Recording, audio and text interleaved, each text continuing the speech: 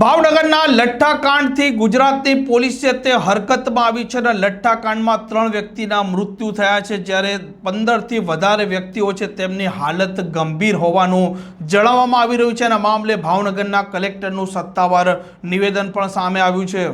વૈષ્ણવજન તો તેને કહીએ જે પીડ પરાઈ જાનાને રે।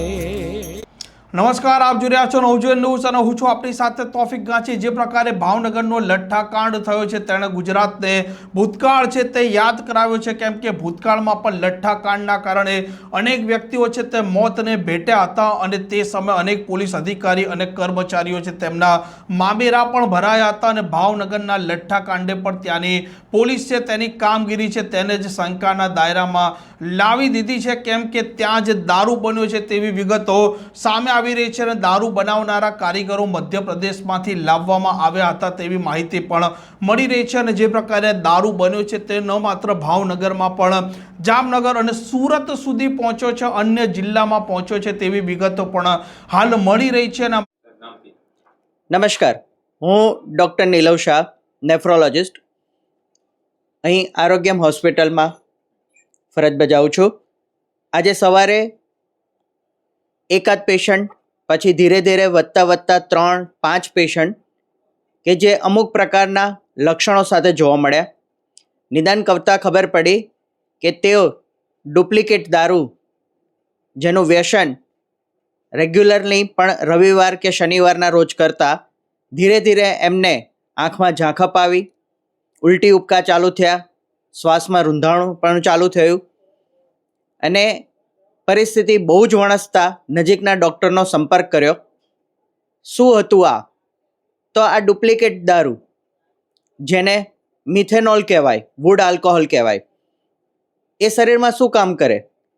એ મિથેનોલ જ્યારે લીવરમાં પસાર થાય ત્યારે ફોર્મિક એસિડનું જનરેશન કરે અને આ ફોર્મિક એસિડ શરીરની અંદર એસિડોસિસ કરે અને જેના કારણે મહત્ત્વથી વિઝન લોસ અને કિડનીની ઇન્જરી થાય।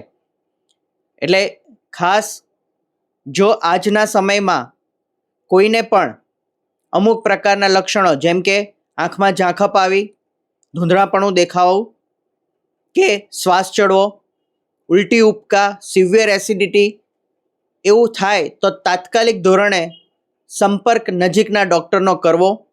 ઘણાને આ બીમારીના લક્ષણો 12થી 14 કલાકમાં દેખાતા નથી, કારણ કે મિશ્રણ પ્રકારનું લીધું હોય તો કદાચ અસર 24-48 કલાક પછી પણ થઈ શકે। આની રેગ્યુલર અને નિયમિત સારવાર કરીએ તો આમાંથી આપણે દ્રષ્ટિ અને જીવન બચાવી શકીએ છીએ।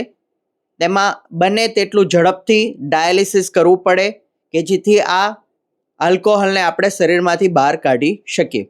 સવારથી અત્યાર સુધીમાં આવા કેટલા પેશન્ટો છે કે જેમને નશાનું સેવન કર્યા બાદ સારવાર કરી છે આપે? મારા ધ્યાનમાં 6 થી 7 પેશન્ટો। ખાસ કરીને આ પ્રકારના પેશન્ટ હોય છે તો તેમની કેવા પ્રકારે સારવાર થતી હોય છે અત્યારે? સૌથી પહેલી વસ્તુ, આમાં અમુક પ્રકારના એન્ટીડોટની જરૂર પડે અને આ જ વસ્તુમાં ઇથેનોલ જે પણ આલ્કોહોલનું જ એક સ્વરૂપ છે એ એન્ટીડોટ તરીકે કામ કરે છે। એટલે દારૂનું મારણ દારૂથી જ કરવું પડે છે અને ડાયાલિસિસ સાથે સાથે એસિડોસિસ જે થાય એની પણ ટ્રીટમેન્ટ કરવાની, પ્રવાહી અને સપોર્ટિવ ટ્રીટમેન્ટ જે મહત્ત્વની સારવારનું કામ હોય છે। કેટલું ગંભીર કહી શકાય અને જો આની સારવાર સમયસર ન થાય તો કેવો પ્રકારની આડઅસર છે તે? અત્યંત ગંભીર। આ પરિસ્થિતિમાં સમયસર સારવાર ના મળે તો દ્રષ્ટિ ગુમાવી શકે છે અને જીવલેણ પણ સાબિત થઈ શકે છે। હું એનસી સાદરાણી, નશાબંધીને આબકારી અધિક્ષક, ભાવનગર। સર, તાજેતરમાં એક ખરકડી ગામનો વિષય સામે આવ્યો છે જેમાં નશો કર્યા બાદ મૃત્યુ થયું હોય તે પ્રકારની ઘટના છે। આપના દ્વારા શું ઇન્વેસ્ટિગેશન થયું છે? ઇન્વેસ્ટિગેશન અમારા ખાતાએ કરવાનું હોતું નથી।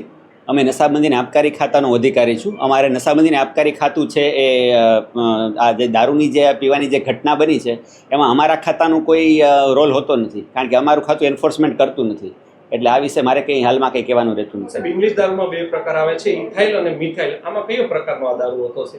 મિથાઇલ છે એ ઇંગ્લિશ દારૂમાં આવતો જ નથી. ઇંગ્લિશ દારૂમાં ઇથાઇલ આલ્કોહોલ જ હોય છે. મિથાઇલ આલ્કોહોલ દારૂ તરીકે પીવાતો જ નથી હોતો. અચ્છા સાહેબ, થોડા સમય પહેલા અમુક જે બ્રાન્ડ છે તેની ઉપર બેન મૂકવામાં આવ્યો છે, તો આપણે ભાવનગરમાં આવી કઈ કઈ કંપની જે ઇંગ્લિશ દારૂમાં છે તેની ઉપર પણ બેન છે? આવો બેન મૂકવામાં આવેલો છે. જે વસ્તુ ઇલીગલ હોય એના ઉપર જ બેન હોય, અને ગુજરાત સરકારની જે માન્ય જે દારૂની દુકાન હોય એમાં દારૂ વેચાતો હોય, એમાં ઇલીગલ દારૂ વેચાવાનો કોઈ પ્રશ્ન જ ઉપસ્થિત થતો નથી. વચ્ચે વાત આવી હતી સાહેબ, જે ડુપ્લિકેટ દારૂ તેમાં પણ વેચાઈ રહ્યો છે. ડુપ્લિકેટ દારૂ અમારા કાર્યક્ષેત્રમાં આવતો નથી. સાહેબ, હવે આપની શું ફરજ છે? આપ શું તપાસ કરશો? આપ આજે આવ્યા છો સરટી હોસ્પિટલ. મારે જસ્ટ એચઓમાં રિપોર્ટિંગ કરવાનું છે. હું મારી રીતે માહિતી મેળવી અને રિપોર્ટિંગ કરીશ. અચ્છા સાહેબ, શું વિગત આપની પાસે રાજ્ય સરકારે માંગી છે? ઓફિશિયલી કંઈ નથી માંગેલું, અને અનઓફિશિયલી છે કોઈ વિગત માંગી? હાલમાં કહી શકું એમ નથી. આમ જે પ્રકારે દારૂકાંડ થયો છે, લઠ્ઠા કાંડ થયો છે, તેણે આ પોલીસ છે તેને દોડતી કરી છે. સ્ટેટ મોનિટરિંગ સેલને તપાસ સોંપી દેવામાં આવી છે, અને ગૃહમંત્રી હર્ષ સંઘવીએ પણ એસપી અને જે આઈજી છે તેમને પણ પ્રાથમિક વિગતો મેળવવાના તેમજ મૂળ સુધી જવાના પણ આદેશ આપ્યા છે, અને વહીવટી તંત્ર પણ આ લઠ્ઠા કાંડના કારણે અત્યારે દોડતું થયું છે. આ પ્રકારની ક્રાઇમ સ્ટોરી માટે નવજીવન ન્યૂઝ ચેનલ સાથે જોડાયેલા રહો. નમસ્કાર.